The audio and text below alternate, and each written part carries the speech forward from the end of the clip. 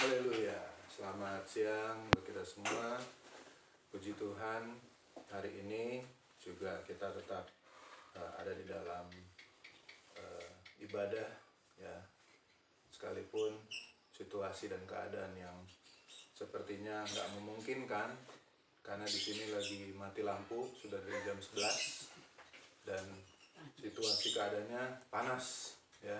Panas, kita nggak dapatan angin, jadi pintu kita buka biar ada angin masuk. Puji Tuhan, siang hari ini kita sama-sama melihat bahwa Tuhan bekerja lewat kehidupan kita sehari-hari.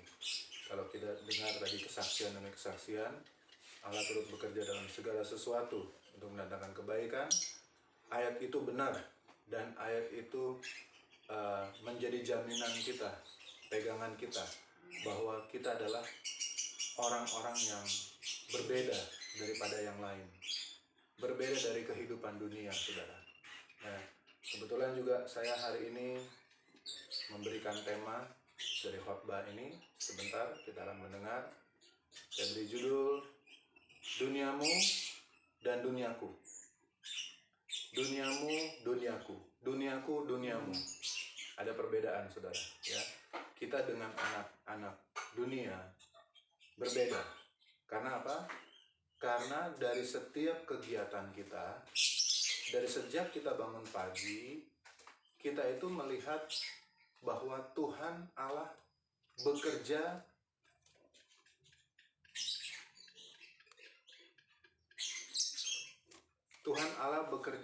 dari hal-hal yang sederhana, saudara.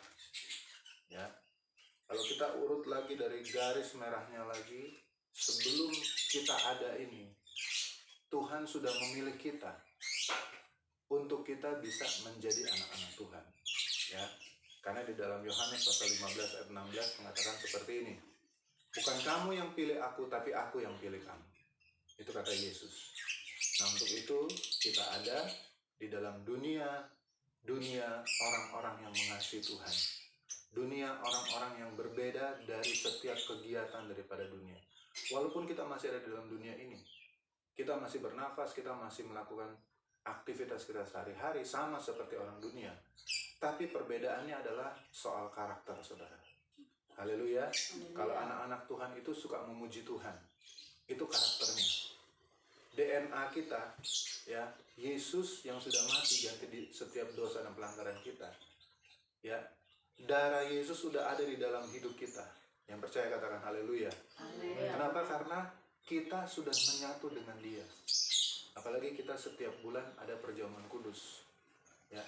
Jadi hidup kita mau tidak mau harus berubah. Ini sudah menjadi ketentuan orang-orang percaya kepada Tuhan. Puji Tuhan. Oke, mari kita buka ayat di dalam firman Tuhan. Kita buka di dalam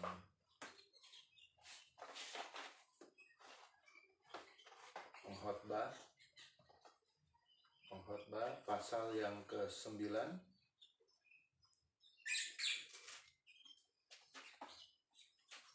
Pengkhotbah pasal yang ke-9.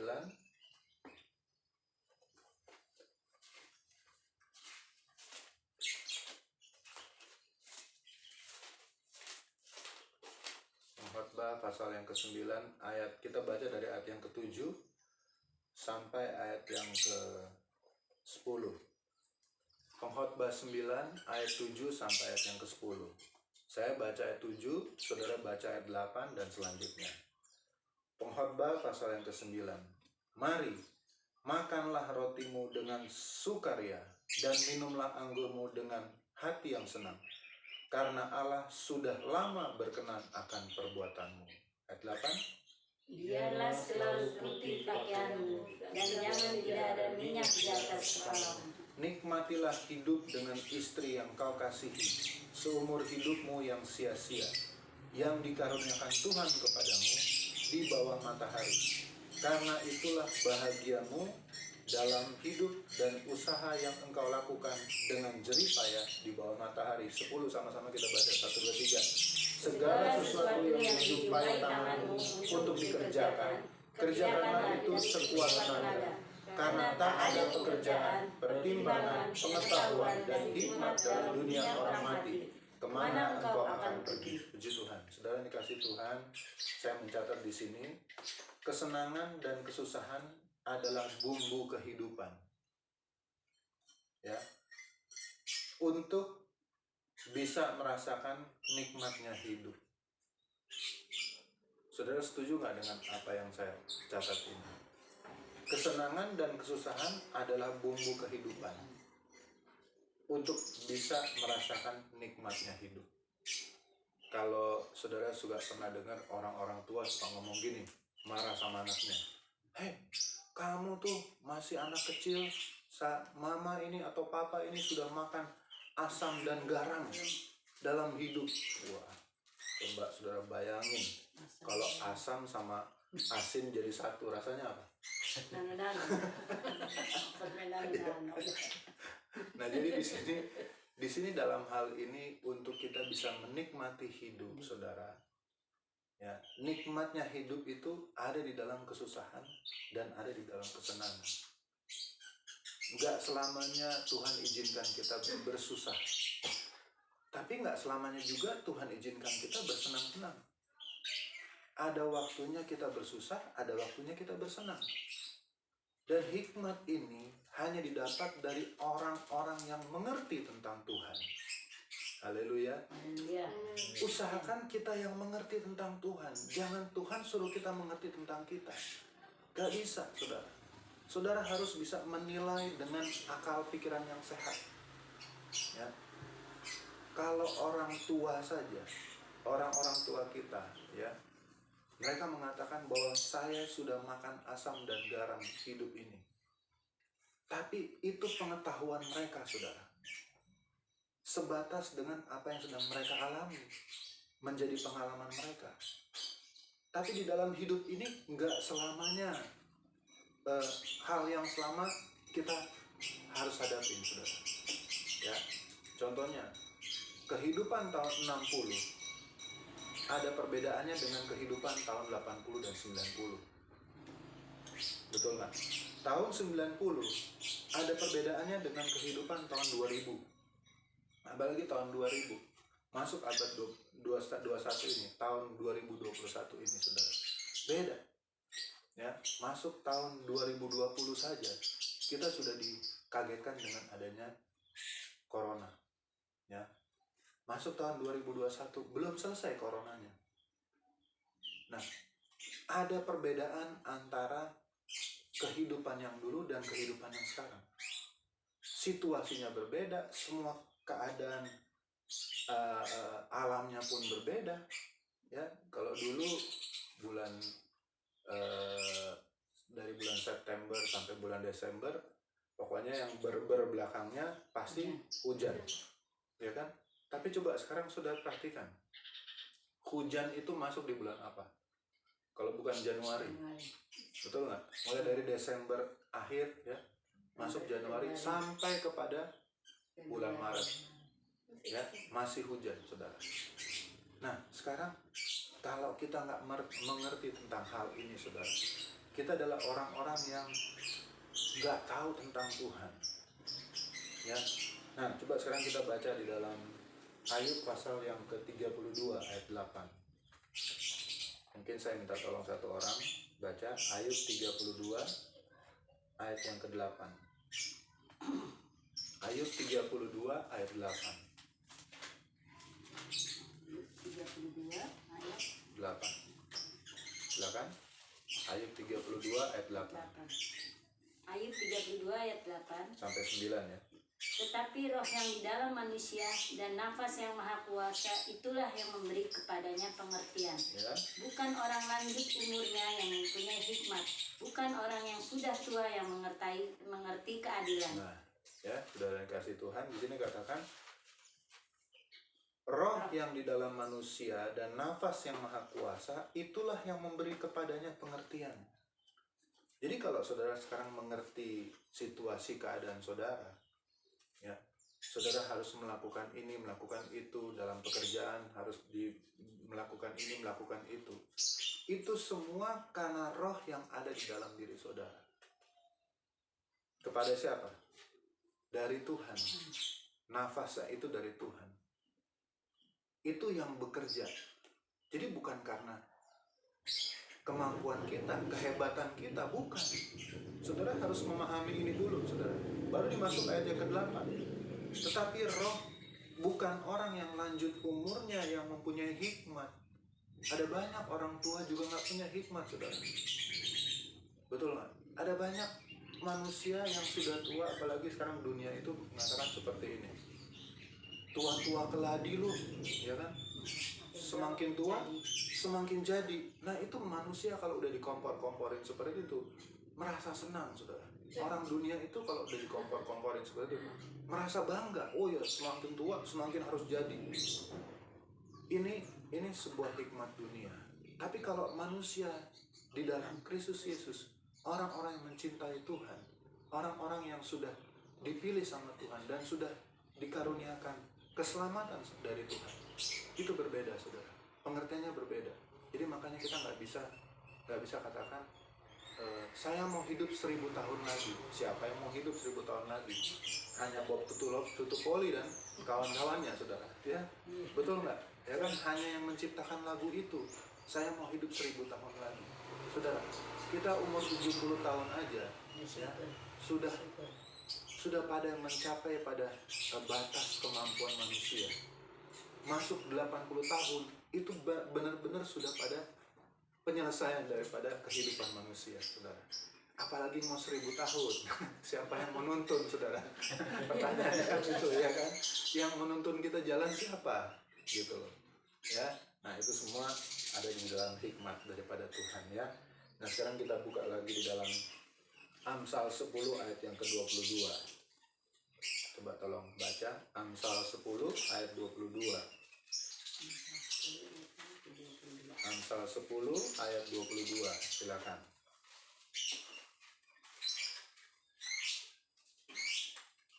Amsal 10 ayat 22. Ya. Berkat Tuhanlah yang menjadikan kaya, susah payah tidak akan menambahinya. Nah, saudara baca ayat ini. Berkat Tuhanlah yang menjadikan Kaya. Kaya, saudara. Haleluya. Haleluya. Dan saudara kan, susah payah tidak akan menambahi. Amin. Kadang kita bingung dengan keadaan kita sendiri. Yang sudah jelas, Tuhan sudah berikan kita keselamatan. Dari keselamatan itu, Tuhan berikan kita nomor 1, down payment-nya dari keselamatan. Down payment-nya adalah damai sejahtera. DP-nya damai sejahtera. Ya. DP-nya itu udah sekaligus kita dijamin sampai kita masuk dalam kerajaan surga. Dari DP-nya kita dijamin untuk masuk dalam kerajaan surga. Itu sudah jelas, saudara. Kalau saudara punya damai sejahtera sama seperti kami yang ada di tempat ini punya damai sejahtera, itu artinya saudara sudah ada di dalam keselamatan. Maksudnya damai sejahtera itu sudah ada di dalam Kristus Yesus sebagai Tuhan dan Juru Selamat. Saudara ada dalam keselamatan. Dan saudara nggak bisa berpindah lagi kecuali saudara sendiri mau tinggalin Tuhan Yesus. Betul? Nah, tapi kalau kita nggak pernah mau mengatakan kita mau meninggalin Tuhan Yesus, enggak. Kita tetap ada di dalam kebaikan Tuhan, kemurahan Tuhan. Ya. Nah, kalau kita sadar akan hal ini, udah pasti Tuhan juga akan memprioritaskan kita daripada yang lain, saudara. Daripada orang dunia, Tuhan memprioritaskan kita. Apa yang menjadi kebutuhan, keperluan kita, Tuhan prioritaskan kita, saudara. Makanya ayat ini dicatat, saudara. Ayat yang ke-10, ya, ayat yang ke-22. Berkat Tuhanlah yang menjadikan kaya. Amin. Saudara bekerja tiap hari di sebuah perusahaan, sebuah kantor. Saudara cari ilmu di sebuah sekolah, ya, berpendidikan sampai pendidikan saudara tinggi, sampai saudara mendapatkan gelar, sampai saudara mendapatkan status, ya, apapun nama saudara di belakang saudara semua sudah dapatkan semua. Tapi itu semua hanya bagian daripada apa yang harus saudara lakukan. Saudara nggak bisa menjadi kaya dalam kondisi keadaan apa yang saudara cari. Apa yang saudara cari, saudara miliki sekarang ini, itu nggak bisa menjadikan saudara kaya. Haleluya. Haleluya. Di sini dikatakan bahwa berkat Tuhanlah yang menjadikan kaya. Bukan karena kita, saudara. Harus kita mengerti ini, saudara. Ya. Susah payah tidak akan menambahi. Kalau Tuhan mau kasih berkat, Tuhan kasih berkat. Gak bakalan kalau misalnya kita lagi bersusah, kita lagi payah, kita lagi sakit, kita lagi beban berat, ya. Terus kita itu diberikan juga penderitaan yang lebih berat daripada yang ada. Nah, saudara harus memahami bahwa apapun itu, kesenangan dunia, penderitaan di dalam dunia ini, hanya Tuhan yang mendengar doa orang benar. Apa yang menjadi kebutuhannya, keperluannya, Tuhan kasih. Haleluya. Haleluya. Haleluya. Nah, dari sini saudara harus bisa mengerti ya. Sekarang kita kembali lagi ke ayat yang ke-9 dalam Pengkhotbah pasal yang ayat ke-8. Pengkhotbah pasal yang ke-9 tadi. Ya. Pengkhotbah 9, ini garis besarnya ayat yang ke-8. Kita baca sama-sama. Pengkhotbah 9 ayat yang ke-8. 1, 2, 3. Biarlah selalu putih pakaianmu dan jangan tidak ada minyak di atas kepalamu. Ini membuat pengertian kita ini bahwa kita ini harus ada perbedaan, saudara. Kalau ayat yang ke-7, ayat yang ke-9, ayat yang ke-10, itu semua bicara tentang perjuangan kita. Bahkan juga orang-orang dunia berjuang di dalam hal yang sama. Berjuang masalah ekonomi, berjuang masalah masa depan, berjuang masalah kebutuhan sehari-hari. Dalam mereka bekerja, mereka berjuang. Ya. Bahkan dulu kalau saudara pernah tahu bahwa mulai dibuka taksi online atau motor online, ya. Ada banyak orang-orang yang cari uang karena kebutuhan. Mereka sampai mati di jalan, saudara. Ya, ada yang suami meninggalkan keluarganya sampai 3 hari, 3 malam, dia cari uang, kejar setoran, harus bayar mobil, sampai sedemikian mereka harus lakukan. Untuk apa? Untuk kebutuhan keperluan mereka, saudara. Nah, tapi buat anak-anak Tuhan, apakah kita nggak harus bekerja? Tuhan Yesus sendiri katakan lewat Alkitab, ya, lewat ayat demi ayat yang kita mengerti, bahwa Tuhan katakan apa? Kalau orang mau makan, dia harus apa? Kerja. Haleluya. Kalau saudara perlu makan, saudara harus kerja. Saudara jangan nggak kerja, harus bekerja. Nah, cuma perbedaannya pekerjaannya kita apa?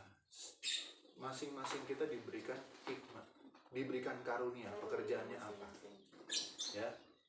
Nah, di sini dikatakan bahwa setiap hal yang harus kita kerjakan, kita harus ada di dalam urapan Roh Kudus. Jadi pada saat saudara bekerja nggak begitu ngoyo kalau kata orang Jawa, ya, nggak begitu berat bekerjanya. Kenapa? Karena ada waktunya bekerja dan ada waktunya beristirahat. Inilah yang Tuhan mau, saudara. Dalam satu hari itu nggak selamanya kita harus bekerja. Haleluya. Haleluya. Enggak selamanya kita harus bekerja. Ada waktunya kita harus istirahat. Dalam 1 minggu, Tuhan katakan 6 hari kamu kerja, hari yang ke-7 kamu harus istirahat. Nah, ini bagian-bagian ini yang saudara harus mengerti, supaya perbedaan antara dunia saya, duniaku, dan duniamu itu akan terlihat, saudara.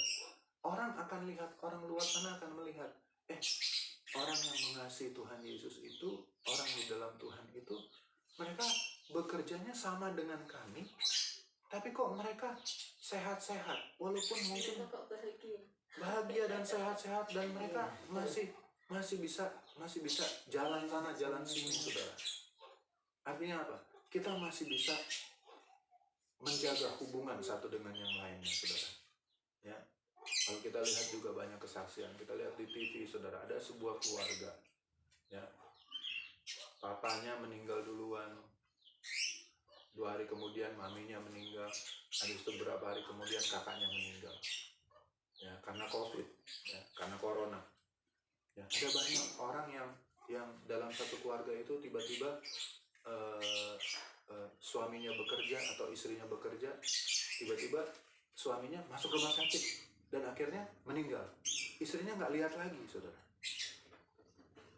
Nah, bagaimana dengan situasi keadaan orang-orang yang mengasihi Tuhan? Kita juga diberikan kesempatan yang sama, harus bekerja. Tapi ayat ini menjelaskan kepada kita begini, saudara. Biarlah selalu putih pakaianmu. Bukan karena saya mau bawa ayat ini terus saya pakai baju putih, enggak. Ya, dalam pelayanan saya saya senang pakai baju putih. Kenapa? Karena dalam Alkitab, ya, kata putih itu menuju kepada Yesus. Kalau saudara nanti baca di dalam Wahyu, ya, ada seorang yang berpakaian putih, ya, itu mengarah kepada Dia, Yesus. Jadi makanya di sini dikatakan biarlah selalu putih pakaianmu, ini mengarah kepada kebenaran, saudara. Ya, kebenaran. Kebenaran itu harus dicatat oleh kebaikan dari Tuhan di dalam hidup kita. Ya, ada sebuah kertas putih, ya, kita harus bisa mencatat kebaikan Tuhan yang Tuhan lakukan di dalam hidup kita. Hari ini kita bangun, kita catat kebaikan Tuhan. Besok kita bangun, kita catat kebaikan Tuhan sampai malam hari. Hanya kertas putih yang bisa ditulis untuk bisa kita baca tulisan tersebut, agar semua orang bisa baca juga. Nggak ada pakai kertas hitam terus saudara tulis dengan tinta hitam, saudara nggak bisa kebaca tulisannya. Hanya harus pakai hal yang putih. Nah, gitu juga ayat ini jelaskan. Selalu putih pakaianmu. Ada kebenaran di dalam hidup kita. Jangan tidak ada minyak. Bicara tentang minyak itu apa? Minyak itu berbicara tentang Roh Kudus. Roh Kudus harus memerintah di dalam hidup kita, saudara. Jangan kita yang memerintah Roh Kudus. Jangan kita yang paksa-paksa Roh Kudus. Kalau Roh Kudus sudah catat di dalam hidup kita, di dalam Galatia pasal yang 6, bicara tentang buah roh, yang ada 9 karakter buah roh, saudara. Ya, kasih, damai sejahtera, kebaikan, kemurahan, ya, ada 9. Jangan kita coba robah dengan kedagingan kita. Kita yang harus bertobat, kita harus minta ampun sama Tuhan. Kenapa? Karena izinkan Tuhan yang mengubah hidup kita, saudara. Haleluya. Biar kiranya minyak itu harus ada di kepala kita, saudara. Ini yang menjadi perbedaan antara orang dunia dengan dunia orang yang mengasihi Tuhan. Ya, kita lihat ayat selanjutnya di dalam 1 Korintus 7 ayat 29 sampai 31. Nah, ini bagian daripada orang-orang yang diurapi Tuhan. 1 Korintus pasal yang ke-7 ayat 29 sampai 31. 1 Korintus 7 ayat 29 sampai 31. Ini yang membedakan, saudara, ya. Saya bacakan. Saudara-saudara, inilah yang kumaksud, yaitu waktu telah singkat. Karena itu dalam waktu yang masih sisa ini, orang-orang yang beristri harus berlaku seolah-olah mereka tidak beristri. Dan orang-orang yang menangis seolah-olah tidak menangis. Dan orang-orang yang bergembira seolah-olah tidak bergembira. Dan orang-orang yang membeli seolah-olah tidak memiliki apa yang mereka beli. Pendeknya, orang-orang yang mempergunakan barang-barang duniawi seolah-olah sama sekali tidak mempergunakannya. Sebab dunia seperti yang kita kenal sekarang akan apa? Akan berlalu. Ya, tapi bukan artinya saudara harus enggak menjaga atau merawat barang-barang yang fasilitas yang ada, enggak. Tetap kita jaga, tetap kita rawat. Tapi jangan sampai kepikiran. Contohnya kayak gini, kita sedang mau pergi ke gereja, terus kita masih kepikiran, aduh nanti pintu itu belum ditutup, nanti bagaimana kulkasnya, oh nanti bagaimana kompornya, oh nanti bagaimana lampunya belum dimatiin, oh nanti bagaimana. Pikiran kita terus kepada hal-hal yang menjadi milik kita, kebutuhan kita. Memang itu kita pakai semua menjadi fasilitas, tapi jangan sampai itu menguasai hidup kita, saudara. Haleluya. Jangan sampai barang-barang yang ada di dalam dunia yang sudah kita beli, yang kita sudah miliki, yang kita sudah dapati, itu menguasai hidup kita sampai kita gak bisa menguasai diri kita, saudara. Nah, ini yang menjadikan perbedaan antara kita dengan orang dunia. Duniaku, duniamu, beda, saudara, beda. Bukan artinya juga saya baru menikah terus saya harus tinggalkan istri saya harus lebih lagi dalam pelayanan. Bukan begitu juga. Tapi saya juga nggak bisa selalu kemana-mana harus istri saya harus kita berdua bersama berdua. Enggak juga. Tergantung situasi dan keadaan, saudara. Haleluya. Haleluya. Kita harus punya hikmat. Situasi dan keadaan seperti ini, oke, kita jalani dengan hikmat Tuhan. Intinya kita harus saling mengasihi. Kan itu kata dasarnya. Kita harus saling mengasihi. Kita harus saling memperhatikan. Kita harus saling menjaga hubungan satu dengan yang lainnya. Tapi kembali lagi, bagaimana caranya Tuhan untuk kita bisa ada perbedaan antara dunia dengan hidup kita yang mengasihi Tuhan. Ya, nah ayat-ayat yang sudah kita baca ini kiranya saudara juga akan lebih membuka diri atas firman Tuhan. Ya, jangan sampai hanya ada kita di dalam bacaan saja, saudara. Tapi bagaimana kehidupan kita sehari-hari. Haleluya. Kalau saudara dipanggil menjadi seorang pekerja, bekerjalah. Kalau saudara dipanggil menjadi seorang hamba Tuhan, lakukanlah. Kalau saudara dipanggil menjadi seorang banyak pekerjaan saudara yang sekarang saudara bisa lakukan, lakukanlah itu, saudara. Kenapa? Karena Tuhan ingin kita itu berhasil. Haleluya. Haleluya. Tuhan kita ingin kita ini berhasil. Karena setiap anak-anak Tuhan, setiap hamba-hamba Tuhan terkoneksi dengan Dia.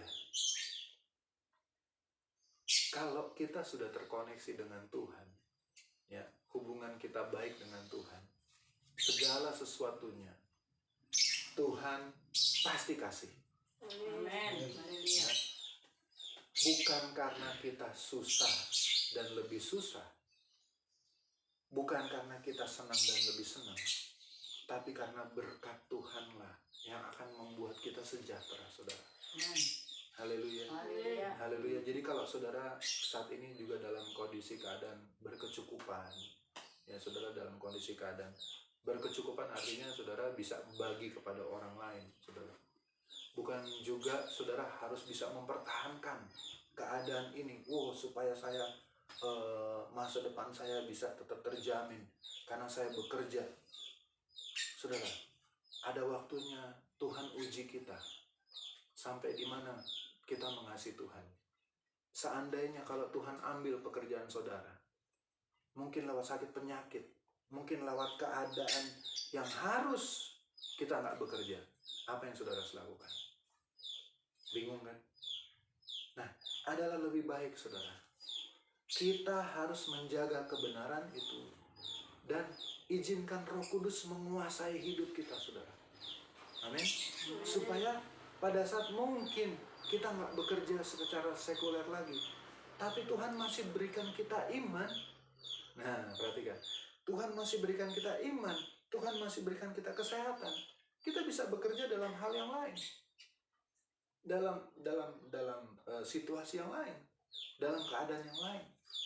dalam bagian-bagian yang lain, Tuhan masih bisa kasih kita kesempatan itu, saudara.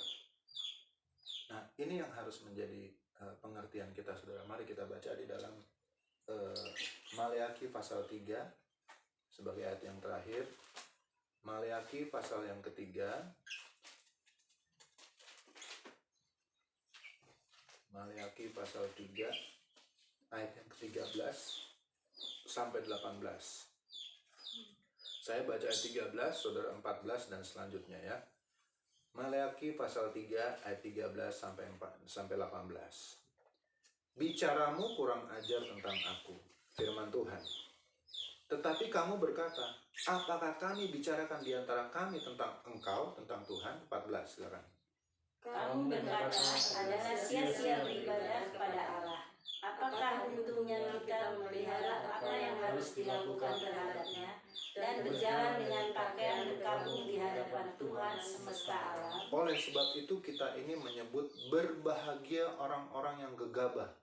Bukan saja mujur orang-orang yang berbuat fasik itu, tetapi dengan mencobai Allah pun mereka luput juga. 16. Beginilah berbicara satu sama lain orang-orang yang takut akan Tuhan.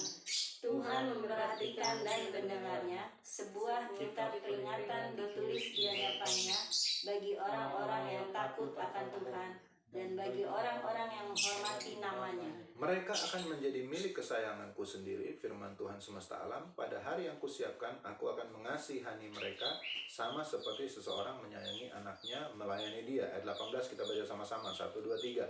Maka kamu akan melihat kembali perbedaan antara orang benar dan orang fasik, antara orang yang beribadah kepada Allah dan orang yang tidak beribadah kepadanya. Nah, di sini sisi di mana kita ada perbedaannya, saudara. Ya, perbedaannya adalah di ayat yang ke-13 sampai 14 itu bicara tentang orang fasik. Ya, orang fasik ngomong seperti ini. Apakah yang kami bicarakan tentang kami, tentang engkau, tentang Tuhan maksudnya. Ini sesama orang fasik bicara, saling bicara. Ya, lagi ngumpul-ngumpul di rumah makan, ya di warung kopi. Terus mereka ngomong seperti ini. Apa yang kami bicarakan tentang engkau Tuhan? Padahal mereka lagi bicara tentang Tuhan. Ya. Dan Tuhan mendengar, ya. Terus ayat 14, Tuhan katakan, kamu berkata adalah sia-sia beribadah kepada Allah.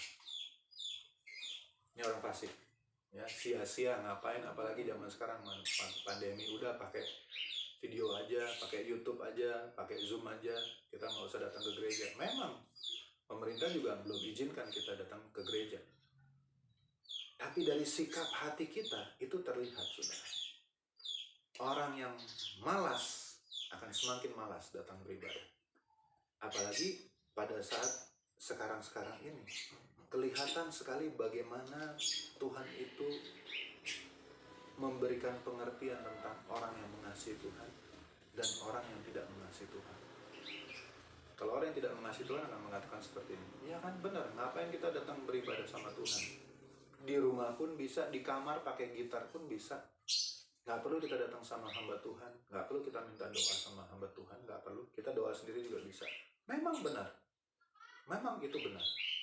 Tapi kembali lagi, kalau bukan hamba Tuhan yang mendoakan saudara, ya, apalagi saudara yang ada di dalam kebimbangan, saudara yang ada di dalam keraguan antara ya ikut Tuhan atau ya ikut dunia. Saudara, saya mau berikan pengertian kepada saudara bahwa saudara harus cari hamba Tuhan. Saudara harus didoakan oleh hamba Tuhan. Kenapa? Karena hanya hamba Tuhan yang dengan urapan Roh Kudus itu akan bisa membuat saudara itu terlepas dari setiap pemikiran yang salah. Amin. Haleluya. Nah, di sini juga digambarkan, saudara, ya, dijelaskan ayat yang ke-15. Oleh sebab itu kita ini menyebut berbahagia orang-orang yang gegabah. Bukan saja mujur orang-orang yang berbuat fasik itu, tetapi dengan mencobai Allah pun mereka luput juga. Apakah Allah langsung mau menghukum mereka? Enggak. Oh, Allah nggak berpikir langsung menghukum. Karena Allah itu maha kasih dan dia itu adalah kasih itu sendiri, saudara. Haleluya. Dan Allah pun nggak mau langsung 1, 2, 3 langsung menghukum orang itu. Enggak. Saudara, Allah memberikan kesempatan ya kepada semua manusia ya, untuk bisa menjadi baik, untuk bisa berubah. Itu tujuan Allah datang ke dalam dunia ini. Tujuannya untuk itu, untuk mengubah hidup kita.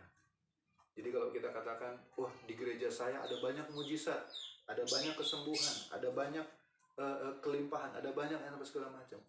Ya, itu memang benar.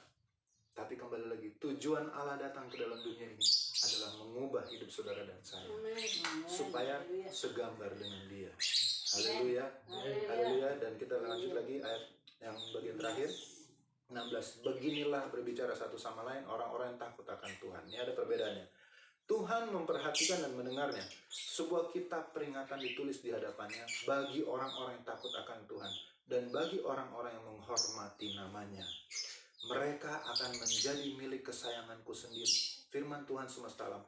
Pada hari yang kusiapkan, perhatikan. Pada hari yang kusiapkan. Apa ini?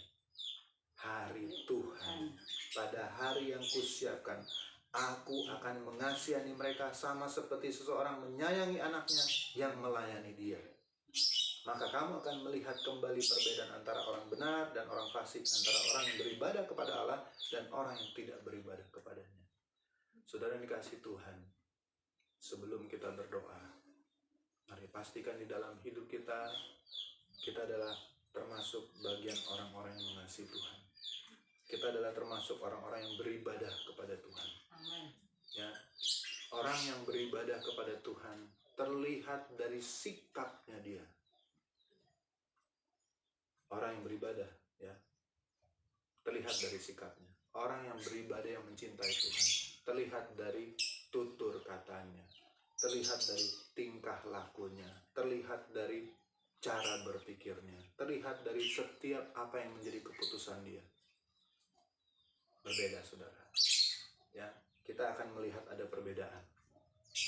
Makanya kembali lagi, mari saudara harus beribadah kepada Tuhan. Ya, beribadah itu bicara tentang menjaga hubungan saudara dengan Tuhan. Jaga hubungan kita supaya di atas kepala kita tetap ada urapan Roh Kudus. Hidup kita selalu bersih, putih, saudara. Hati kita tulus, jangan nyimpan dendam, jangan nyimpan amarah, jangan simpan itu sakit hati. Busuk, saudara. Kalau saudara masih simpan sakit hati, hati-hati. Sakit hati itu akan membusukkan tulang saudara. Betul nggak? Ya kan? Akan membusukkan tulang saudara dan saudara akan sakit. Ketika saudara sakit, baru di situ saudara mengerti. Jangan saudara, jangan tunggu saudara sakit baru saudara mengerti. Mari mengerti sehari-hari ini, ya, bahwa saudara harus hidup di dalam kebaikan Tuhan, kemurahan Tuhan. Kalau Bapa kita baik, kita juga harus baik dong, saudara. Haleluya. Karena kata-kata, oh Bapa kok, Bapa engkau baik, tapi kitanya nggak baik. Jadi dalam situasi keadaan apapun, kita harus tetap baik. Ya. Dalam kondisi keadaan terlambat, ya, terlambat, wah ini serba terlambat semuanya, kita harus tetap baik. Jangan keluar kata-kata yang apa? Kata-kata yang apa? Kata-kata yang bisa menjatuhkan seseorang. Jangan.